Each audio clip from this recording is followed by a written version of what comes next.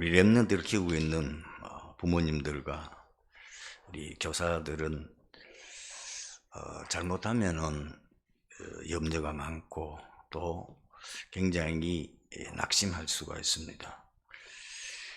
왜 그런 생각을 가지게 되느냐 하면은 여러분들이 지금 생각하고 있는 그 랩런트는 거의가 세상 기준일 겁니다. 그래서 세상 기준에 비추어 보니까 지금 우리 자녀가 너무 거리가 멀다 그 말이에요. 그리고 내가 지금 키우고 있는, 지금 양육하고 있는 이 랩런트가 너무 세상 기준에 봤을 때에 거리가 멀어요. 말도 안 듣고 공부도 잘 못하고 뭐 특별한 재능도 없고 뭐 아무것도 마음에 드는 것이 없어요. 그러니 늘 교회에서 랩런트 메시지 그리고 랩런트에 대한 말씀을 듣는데 왜 이럴까 이런 마음이 듭니다. 여러분들이 지금 생각을 바꾸셔야 됩니다. 여러분의 기준에서 벗어나야 돼요. 사실 우리 랩런트를 제대로 응답받고 성공하게 하려고 하면은 답은 너무 간단합니다. 현장 살릴 수 있는 랩런트면 됩니다. 그 대표적인 예가 누구죠? 요셉입니다. 요셉은 노예로 팔려갔지만은 가자마자 그 노예살이하는 보디발의 집을 완전히 살려버렸습니다. 누명을 쓰고 감옥에 들어갔는데 거기서 맡은 관원장 완전히 살려버렸습니다. 나중에 왕 앞에 서게 되지요. 왕의 문제를 요셉이 해결해주고 왕을 살리고 나중에는 자기 가문 살리고 237 나라 살리는 역사가 일어났습니다.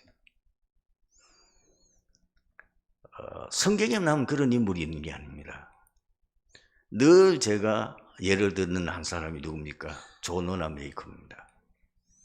너무너무 가난하고 어려운 환경에서 살다 보니까 제대로 공부도 못하고 그러니 이 사람이 자기 그 시골에서 도시에 가가지고 도시의 가게에 점원을 했어요. 이 존 워나메이커가 가자마자 그 가게가 살아나 버려요. 가게를 완전히 살려버렸어요. 소문이 나니까 좀 큰 가게를 하고 있는 이 사장님이 애가 보통 애가 아닌 거예요. 그래서 스카우트 했어요. 역시나 그 가게를 완전히 살려버렸어요. 나중에는 어떻게 했냐, 그 사장이 그 가게를 맡겨버렸어요. 그랬더니 나중에 전 미국의 백화점 왕이 됐어요. 시브 얘기를 우리가 전도자 목사님을 통해서 많이 들었습니다. 배운 것이 없으니까 큰 회사에 청소부로 들어간 거예요. 얼마나 이분이 제대로 했던지 그 회사를 완전히 살리는 일이 난 거예요. 모든 사람들이 보고 놀란 거예요. 청소부장이 됐어요. 더 열심히, 더 제대로 했어요. 나중에 비서실장까지 됐어요. 배운 곳이 없는데 그 정도가 아니라 카네기, 우리가 잘 아는 강철 왕 카네기. 나중에 그가 은퇴를 하고 난 뒤에 그 회사를 누구에게 물려줬냐면은 이 시브에게 물려줬어요. 그러니까 이 시브가 깜짝 놀라가지고 나 배운 지식도 없고 이 회사를 책임질 만한 제목이 아닙니다고. 자기가 처음으로 회장님께 거절했는데 그 회장님의 말이 기가 막힙니다. 네가 믿는 하나님, 그 하나님 보고 내가 너에게 맡긴 거다. 전문가 필요하냐? 돈 주고 불러라. 부르면 된다. 얼마든지 전문가는 돈 주면 많이 온다. 그러나 너와 함께 하신 하나님, 그 비밀을 가진 자는 너밖에 없다는 거예요. 우리 성도 여러분, 렘넌트를 정말 어떻게 생각하셔야 되냐면은 현장 살릴 수 있는 자로 세워야 돼요. 그 비밀만 가지면 돼요. 만약에 여러분 렘넌트가 아까 얘기했듯이 별 배운 것이 없어가지고 어떤 회사에 청소부 들어갔다 합시다. 그렇지 않으면 여러분들이 회사에 실력이 안 되니까 계약제로 들어갑시다. 계약제. 그런데 이 렘넌트가 라고 난 뒤에 그 회사가 살아나 버린다. 그럼 어떻게 되겠어요? 끝나는 거죠. 회사를 살려버렸어요. 현장을 살려버리면은 누가 좋아하겠어요? 누가 안 좋아하겠냐 그 말이에요. 여러분 만났다면 여러분들 만난 사람이 답을 얻고 인생이 살아나 버리는데 끝나는 거죠. 그러려고 하면은 세 가지 비밀이 이 렘넌트에 있어야 되는 거예요. 첫 번째가 뭐냐면 현장 살릴 수 있는 답을 가지고 있어야 되는 거예요. 늘 듣는 일이라고 생각하면 됩니다. 지금 현장은 사탄의 12가지 문제 속에 빠져 있습니다. 그래서 끊임없는 저주와 재앙과 문제가 일어나는 거예요. 성경만 밝히고 있어요. 심지어 예수를 믿는 사람도 이 사실을 안 믿어요. 그걸 인정은 안 해요. 다른 거는 해결이 안 돼요. 오직 복음이어야 돼요. 오직 그리스도여야 돼요. 이 그리스도로만 이 사단이 파놓은 함정, 틀, 올무 해결할 수 있어요. 이거로 렘넌트가 각인뿔이 체질되었다. 그 속에 렘넌트 속에 인생의 모든 문제 해답 그리고 현장 살릴 수 있는 답은 오직 그리스도다. 이것으로 완전히 그 속에 각인되고 뿌리내고 체질돼요. 그리고 두 번째는 뭐냐? 현장 살릴 수 있는 힘이 있어야 되는 거예요. 시버나 조나무의 은하메이커는 기도의 사람입니다. 사람이 지금 가장 모르고 있는 게 뭐냐면 심지어 우리 기독교인들조차도 잘 모르고 있는 게 뭐냐면은 기도의 힘입니다. 기도로 통해서 나타나는 그 역사입니다. 분명히 성경은 뭘 말하느냐? 기도할 때에 보좌의 축복이, 보좌의 능력이 임하고 시공간 초월하는 역사가 일어나며 2, 3천 나라까지 빛이 비치는 우리의 상상을 초월하는 삶초월의 역사. 이 비밀을 가지면은 삶 전무후무한 응답이 오게 되어 있습니다. 나에게 오게 되고요. 여러분 하는 현장과 업에 오게 되고 교회 역사가 분명히 일어납니다. 제대로 언약 잡고 기도하는 기도의 사람 한번 주위에 자세히 한번 보세요. 신기합니다. 뭐 별것 아닌 것 같은데 모든 세상적인 조건이나 이런 것은 보잘것없는데 이상하게 굉장한 역사가 그 가정에만 일어나는 거예요. 이 사람이 갔다 하면은 역사가 일어나는 거예요. 그 힘이 어디 있느냐? 현장의 문제를 해결할 수 있는 그리스도라는 답을 가지고 있고 그 비밀을 누리는 기도의 비밀을 반드시 있는 거예요. 여러분 기도의 비밀을 가지고 있으면 세상 지식과는 비교가 할 수 없어요. 세상 썸이과는 비교할 수 없다니까요. 세상 썸에서는 완전히 사단 썸이라니까 네피림 아닙니까? 그거를 능가할 수 있는 것이 뭐예요? 요셉이잖아요. 아무도 바로 왕의 꿈을 해몽한 자가 없어요. 그 꿈 속에 앞으로 들어닥칠 재앙에 대한 그 사실도 말할 자가 없고 그 재앙을 막을 수 있는 답을 제시할 사람도 없는 거예요. 그런데 요셉이 그게 답을 줍니다. 왜 그렇습니까? 창세기 39장에 있는 내용은 간단한 내용이 아닙니다. 여호와께서 요셉과 함께 하신다는 이 비밀 속에는 24시 여호와를 누리는 하나님의 영으로 충만한 비밀을 그 바로 왕이 고백했듯이 너처럼 여호와의 신에 감동된 자를 우리가 어떻게 찾을 수 있느냐 고백했듯이 이게 다른 거예요. 다니엘도 마찬가지입니다. 이게 다르단 말이에요. 어떻게 다니엘이 4명의 왕을 살릴 수 있었습니까? 그 나라의 문제를 해결할 수 있냐 그 말이에요. 그게 어떻게 사람의 힘입니까? 세상에 배운 지식을 가지고 할 수 있습니까? 그거를 완전히 초월하는 하나님이 주시는 지혜와 하나님 주시는 비밀이 그 속에 있었던 거죠. 현장 살릴 수 있는 힘은 기도에서 나옵니다. 언약 잡고 기도하는 자에게서 그 비밀이 나오는 거예요. 존엄한 그 책을 제가 읽으면서 답을 얻었다니까요.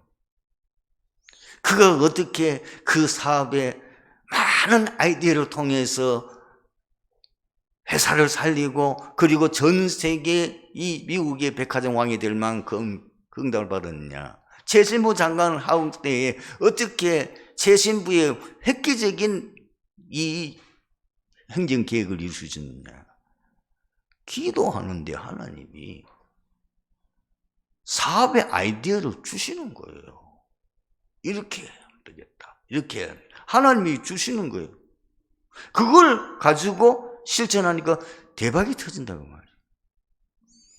이런 비밀이 산업인에게 있어야만 제대로 빛의 경계를 가지고 237 나라 살릴 거 아닙니까? 여러분 세상 방법, 세상 사람들이 하는 그 방법 가지고 열심히 해라, 최선을 다해라, 싸워서 이겨라. 죽을 지경이죠. 그 방법 가지고는 세상 못 살리는 거죠. 완전히 그것을 싸우지 않고도 이길 수 있는 하나님이 주시는 지혜가 필요합니다. 하나님이 주시는 그 비밀을 우리가 받아야만 제대로 사업에 성공하고 진짜 빛의 경계를 회복해서 세계복음을 할 수 있는 그 비밀이 일어나는 거예요. 세 번째는 뭐냐? 현장의 재앙을 막는 방법을 알고 있었어요. 그게 뭐냐면은 복음운동입니다. 자, 보세요. 출애굽의 운동을 통해 가지고 완전히 이스라엘 백성들이 400년 동안 노예 살이하던 그 재앙 막아버리고 미스바 운동과 그리고 이 도단성 운동을 통해 가지고 어떤 역사가 일어났습니까? 미스바 운동을 통해 가지고 이스라엘 백성들이 늘 전쟁 재앙 속에서 고통을 당하는데 사무엘이 살아갈 동안에 그 땅에 전쟁이 그쳤다고 그러잖아요. 아람 군대를 그 막강한 대강대국을 어떻게 이깁니까? 싸우지 않고 이겼어요. 뭐죠? 도단성 운동이 나버리니까. 파수꾼 운동, 해당 운동이 뭔지 아십니까? 현장 재앙을 막는 답입니다. 왜 우리가 237 나라 세계 보고만 늘 외치느냐 하면은 이거 아니고는 이 땅이 많은 재앙을 막을 길이 없어요. 지금 우리가 사는 세상은 너무나 발전되어 가고 있지만은 완전히 세상은 재앙지대에 빠져 있지 않습니까? 3단체가 완전히 세상을 지금 재앙으로 몰아가고 있지요. 끊임없는 지금 모슬림이나 이런 나라들은 전쟁을 통해서 그리고 테러를 통해서 온갖 재앙을 몰아가고 있죠. 이렇게 발전되어진 세상이고 발전된 나라지만은 발전된 이 시대지만은 그거 가지고는 해결하지 못하고 점점 어려움 속에 빠지고 많은 정신병자가 영적 문제 속에 빠져 죽어가고 있다고 말해요. 복음운동 외에는 이 재앙을 막을 길이 없어요. 렘넌트가 이 비밀을 제대로 알고 그 비밀을 가지고 현장 살릴 수 있는 혼자서의 비밀을 누릴 수 있는 비밀을 가진다면은 틀림없이 가만 놔둬도 됩니다. 가는 데마다 역사 일어나는데 뭐. 갔다 오면 현장 살리는데 뭐. 만났다 하면 그 사람이 살아나는데 그 사람이 지금 직책이 뭐냐 아무 상관없어요. 그렇죠? 그 사람이 지금 학벌이 뭐냐 상관없어요. 이 사람 만났다 하면 인생 해결돼 버린다니까요. 이 사람 회사에 있으니까 뭐 회사가 살아나 버린 이 사람 때문에 최고의 서밋의 자리에 오를 수밖에 없죠. 그 비밀을 우리 렘넌트들이 가지고 있어야 된단 말이에요. 그것을 우리 부모가 그리고 우리 가르치는 교사가 렘넌트에게 심어야 된다고 말입니다. 그거 가지고 세상 나가도록 만들어야 되는 겁니다. 본문은 예수님께서 씨 뿌린 자의 비유를 말씀하시고 제자들과 함께 계실 때에 비유의 내용을 알아듣기 쉽게 설명한 내용입니다. 그런데 한국인들의 상식으로는 이해가 하기 어려운 부분이 있습니다. 씨를 뿌리는데 왜 길가에, 왜 돌밭에, 왜 스타리기에 떨어지는가? 이스라엘을 위시한 중근동 지방에서는 밭에 씨를 뿌릴 때에 농부가 직접 손으로 갈아 놓은 이랑에 뿌리기도 하고 가축을 이용하여 씨를 뿌리기도 합니다. 가축의 등에 씨앗 담은 주머니를 달아 이동할 때마다 주머니에서 뚫린 구멍으로 조금씩 씨가 떨어지게 하는 방법을 사용했습니다. 특히 여러분 이스라엘 나라라고 하는 그 지역을 생각해 보세요. 거의가 70% 이상 산이에요. 그런데 이것이 높은 산이 아니라 나무 제대로 자라지 못하는 돌짝밭 같은 산지. 거기에 씨앗을 뿌리고 그것도 비탈져 있는 그것도 큰 넓은 밭을 어떻게 사람이 손으로 뿌리겠냐고 말이에요. 그래서 이랑을 지어놓고 그 이랑 사이에다가 양떼다가 씨앗 담은 주머니, 낙이나 노새 그 등에다가 주머니, 씨앗 담은 주머니 2개를 가고 거기다 밑에다 구멍을 뚫어놔요.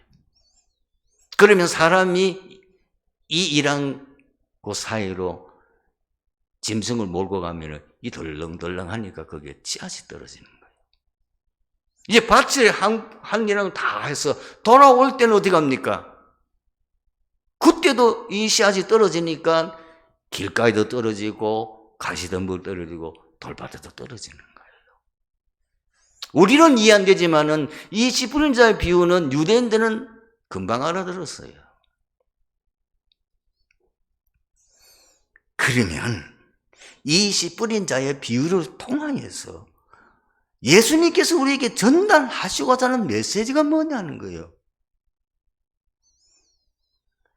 하나님의 복음이 현장에 전파되는 상황과 결과를 말씀하는 거예요. 씨는 천국 말씀이라고 오늘 마태복음에는 기록되어 있습니다. 그런가 하면은 마가복음에는 그냥 말씀, 누가복음에는 하나님의 말씀. 다시 말하면 이 씨는 뭘 말하냐? 예수님의 복음을 말하는 거예요. 예수님의 전하는 그 복음이 씨앗이고 씨 뿌린 자는 누구냐 하면은 그 복음을 전파하는 전도자를 지금 상징하는 거예요. 밭은 누구냐? 말씀을 받는 사람의 심령 상태입니다. 그 열매의 결과는 어떻게 되느냐? 하나님의 말씀은 절대적인 것이죠. 그 하나님의 말씀은 바뀌지도 않고 그 하나님의 말씀은 어디든지 뿌려지면 반드시 열매가 맺게 되어 있는 거예요. 씨는 문제가 없어요. 그러면은 열매를 맺고 안 맺고 많이 맺고 적게 먹고 하는 것은 말씀을 받아들이는 사람의 심령 상태에 의해서 결정된다고 말이에요. 왜 복음을 들었는데 쉽게 말하면 이 두 번째 이 말은 뭐냐면은 왜 복음을 들었는데 어떤 사람을 복음을 받지 않습니까? 왜 복음을 받았는데도 그 복음이 제대로 결실하지 못합니까? 그 얘기잖아요. 그 이유가 뭐죠? 길가 같은 마음이 전혀 복음 받을 수 있는 준비가 되지 않거나 전혀 거기에 대해서 관심 없는 상태입니다. 우리가 현장에서 직접 느끼는 거 아닌가? 어떤 사람은 복음에 관심 없어요. 복음 전하는데 엉뚱한 얘기예요. 복음 전을 하품하고 있어요. 그래서 악한 자, 여기 악한 자라고 하는 거는 누가복음이나 마가복음에는 다르게 나왔어요. 마가복음에는 어떻게 표현되어져 있느냐? 그 마가복음에는 사탄이라고 되어 있고 누가복음에는 마귀라고 되어 있어요. 이렇게 기록되어 있습니다. 누가복음에 보면은 길가에 있다는 것은 말씀을 들은 자들이 이에 마귀가 가서 그들이 믿어 구원을 얻지 못하게 하려고 말씀을 그 마음에서 빼앗는 것이요. 마가복음 4장 14절에는 이렇게 기록되어 있습니다. 말씀이 길가에 뿌려졌다는 것은 이들을 가리킴이 곧 말씀을 들었을 때 사탄이 즉시 와서 그들에게서 뿌려진 말씀을 빼앗는 것이요. 하나님의 말씀을 받아들일 수 있는 상태가 아니면 사탄이 그 말씀을 다 빼앗아가 버려요. 여러분, 우리 믿음은 어떻게 생기지요? 들음에서 나거든요. 처음에는 말씀을 들었는데 잘 이해가 안 되는 수가 있는데 그러나 계속 말씀을 들으면은 그 말씀은 살아있고 활력 있고 능력이 있기 때문에 그 말씀을 계속 들으면 어느 날 그 말씀이 깨달아지고 그 말씀이 내 속에 뿌리가 내리면서 그게 30배, 60배, 100배 열매가 맺는 거예요. 그래서 말씀 듣는 거, 우리 믿음이 어디서 생기느냐 하면은 말씀을 계속 듣는 가운데서 듣는 거예요. 이 말을 알아듣는 사람은요, 주일 강단 메시지를 주일날만 듣는 게 아니고, 그러나 우리 같은 데는 지금 카톡이 다 뜨니까 매일 듣는 거예요. 그 정도 아니고 시간만 나면 들어요. 그 사람은 틀림없이 놀라운 역사, 말씀의 역사가 일어나게 돼 있어요. 말씀을 한 번에 다 깨닫는 건 쉽지는 않아요. 그래서 말씀을 또 듣고 또 듣고 또 듣고 하다 보면 말씀을 듣는데 자기가 말씀에 대한 관심이 없어요. 거기에 대한 무관심하다니까. 그러면은 사단이 얼싸도 하고 그 말씀 못 들고 다 빼앗아가 버리잖아요. 그 얘기입니다. 돌밭에 떨어지는 심령은 뭡니까? 이 사람의 심령 상태가 심지가 굳지 못하는 사람이 있어요. 보통 사람들이 그러잖아요. 저 사람은 오절 없어. 저 사람은 쓸개가 없어. 말하자면 뭐죠? 사람이 심지가 안 굳다 그 말이에요. 이랬다 저랬다 하다 그 말이에요. 왜 그렇습니까? 그 사람의 상태는 늘 감정에 너무 좌우되는 거예요. 사람의 감정이라는 것은 늘 고정이 안 돼 있거든요. 어디는 기쁠 때도 있고 슬플 때도 있고 어떨 때는 굉장히 기분이 나쁠 때도 있고 우울할 때도 있고 그런 감정에 따라 우리 마음이 움직이면 어떻게 되겠어요? 그런 식으로 신앙생활하면 어떻게 되겠냐면 오늘 에이 기분 나빠 오늘 교회 안 가. 그런 경우도 있고 이상하게 오늘 목사님 마음에 안 들어. 목사님 말씀 난 안 들어. 이런 상태로 되면 어떻게 되겠냐. 뿌리를 내릴 수가 없는 거예요. 인생 살다 보면 뭐죠? 어려움이 옵니다. 환난이 오고 비판이 오고 박해가 온다고 말이에요. 시련이 올 수 있다고 말이에요. 그때는 뭐요? 뿌리가 안 내렸으니까 못 이기니까. 그래서 넘어지고 배반한다고 말이에요. 그럼 가시떨게 들었단 말이 뭐죠? 이 앞에 것은 내 마음 상태에서 겨우 좌우되는 거지요. 전혀 말씀에 관심 없고 무관심하고 다른 것에만 관심 없고 육신적인 건 관심이 안 되지요. 우리 마음이 너무 요동이 되어가지고 이 말씀에 뿌리를 못 내린다 안 되지요. 그런가 하면 가시떨기는 주위 환경입니다. 우리의 주위 환경이 얼마나 어렵습니까? 많은 사람들이 물질적인 부분에서 아는 문제가 일어나잖아요. 그런 예우적인 요소에 의해서 좌우되는 걸 말합니다.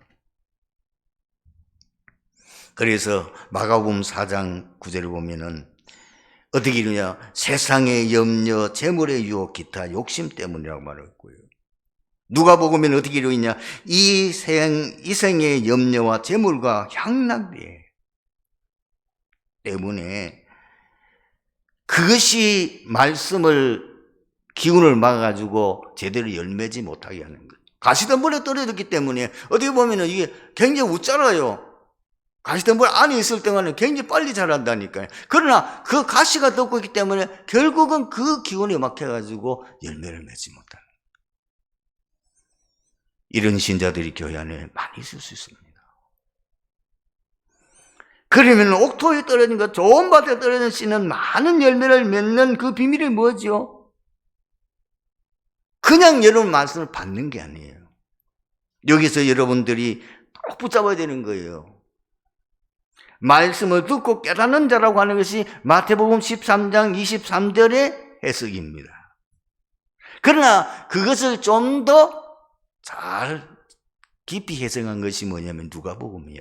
누가복음 8장 15절은 말씀을 지키어 인내로 결실하는 자니라. 뭘 말하는 거죠? 어떤 분이 얘기합니다. 나 예수 믿는데 왜 자꾸 어려움이 옵니까? 왜 내가 예수 믿는데 자꾸 문제가 옵니까? 흔들리지 마세요. 여러분, 이 밭에 뿌려진 농사 짓는 씨를 생각해 보라니까요. 어떨 때는 가뭄이 들기도 하고, 어떨 때는 비가 너무 많이 와서 문제가 생기기도 하고, 어떤 갑자기 날씨가 막 확 추워가지고, 갑자기 너무 더워가지고 또 곡식이 타기도 하고. 인생살이 속에는 이런저런 일이 많이 일어날 수 있다고 말이에요. 내가 원치 않는 환경과 여건들이 일어날 수 있다고 말이에요. 흔들리지 말라고 말이에요. 그걸 인내해야 된다고 말이에요. 그걸 참고 견딜 수 있어야 된다고 말이에요. 여러분 착각하면 안 됩니다. 예수 믿는다고 병 안 듭니까? 들 수 있어요. 예수 믿는다고 문제 안 일어납니까? 문제 올 수 있어요. 근데 잘 보세요. 그것이 내 신앙을 성장하게 하는 하나님의 방법이에요. 여러분, 우리가 태풍이 불고 그다음에 홍수가 나고 이런 것들 참 없으면 얼마나 좋겠나 싶지만은 그렇지 않습니다. 한 번씩 홍수가 나야 그 지상에 있는 오폐물, 지상에 있는 그 많은 쓰레기들이 뭐요? 휩쓸려 나가는 거예요. 청소하는 거예요. 그런데 이것이 바다에 들어가가지고는 뭐냐면 한 번씩 큰 폭풍이 일어나서 이 바닷물이 막 일어나가지고 어떨 때는 그것 때문에 사람 죽기도 하고 그것 때문에 배가 뒤집기도 하고 문제가 일어나는 것 같은데 그렇게 해줘야 뭡니까? 이 바닷물을 뭐요? 뒤집어 놓는 거예요. 육지에서 온 그 많은 사실 그 부유물들이요. 물고기에는 먹이가 되는 거예요. 그것이 플랑크톤을 성장하게 만들고 그것이 오게 됨으로 인해서 바다에 고기가 살 수 있는 거예요. 한 번씩 이 물을 뒤집어 줘야만 뭐죠? 이것이 교류시켜 줘야만 바다도 정화되고 도움이 되는 거예요. 성도 여러분 잘 생각해 보세요. 인류의 문화가 가장 발전된 지역이 뭐냐면은 사계절이 뚜렷한 지역입니다. 늘 덥다. 변화가 없어요. 너무 춥다. 활동이 어려워요. 그러나 사계절이 있는 이 지역의 사람들이 거의 문화의 꽃을 피우잖아요. 그 환경에 따라서 적응하기 위해서 우리가 끊임없이 노력하고 도전하고 하는 그런 가운데서 뭐죠? 이 사회에 많은 발전을 가져오게 되는 거예요. 우리의 신앙생활도 마찬가지예요. 늘 아무 문제 없으면 아닙니다. 문제가 일어나야 됩니다. 문제 일어나야 그때 기도하고 그때 나 자신도 돌아보고 그때 내 자신이 굉장히 내가 성장할 수 있는, 그것을 통해서 내 자신이 굉장히 신앙의 어떤 도전과 이런 것도 일어나게 되는 거예요. 인내에서 결실을 맺는다는 말을 잘 이해하셔야 돼요. 그런데 왜 같은 씨를 뿌린 하나님의 말씀은 절대적인데 왜 어떤 씨를 뿌렸는데도 어떤 데는 100배, 어떤 데는 60배, 어떤 데는 30배냐? 그 개인의 기질과 능력의 차이입니다. 이거는 아무 차이 없습니다. 5달란트 받은 자나 2달란트 받은 자나 하나님 주신 상급은 똑같아요. 단지 1달란트 받은 자는 그것을 게을러서 그걸 못 얻었기 때문에 하나님의 책망을 받게 되고 나중에 문제가 생기는 거지. 오늘 말씀의 결론입니다. 전도 사역에 있어서 항상 기억해야 될 것이 무엇입니까? 복을 받는 사람들의 마음의 상태예요.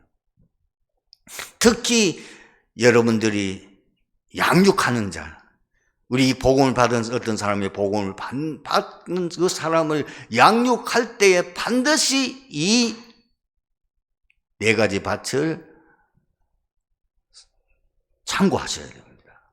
이 사람의 상태를, 마음 상태를 항상 보고 분별하고 그걸 대비해야 돼요.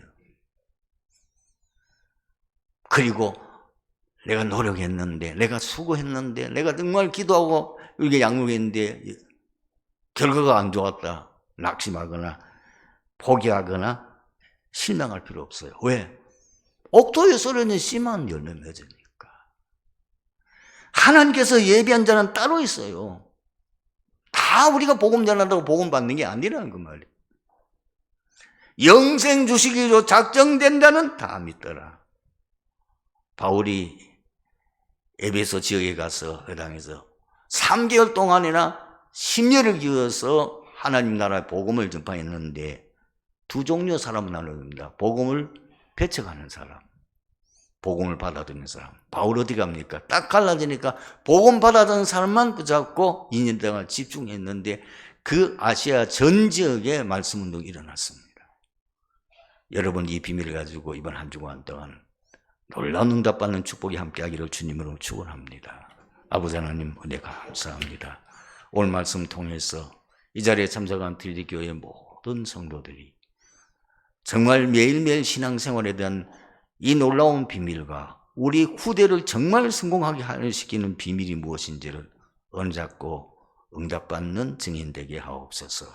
주 예수 그리스도의 이름으로 기도하옵나이다. 아멘.